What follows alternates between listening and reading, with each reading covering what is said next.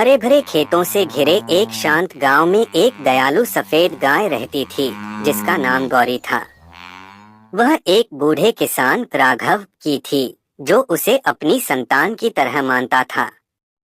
गौरी उसके लिए सिर्फ एक गाय नहीं थी, वह उसकी सखी, उसका सहारा और उसकी उम्मीद थी। हर सुबह राघव उसे ताजी घास खिलाता और अपने दुख दर्द उससे बांटता।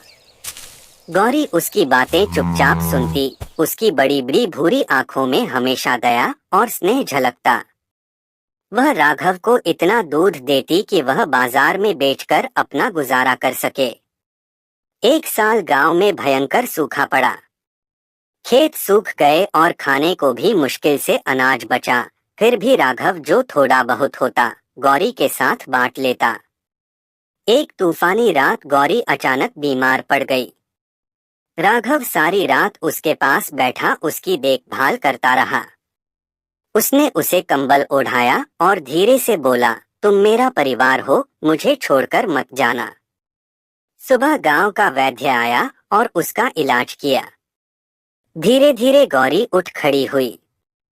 राघव की आंखों में खुशी के आंसू थे। उस दिन के बाद उनका रिश्ता और गहरा हो गया। सच्चा प्यार इंसानों तक सीमित नहीं, दया में भी मिलता है।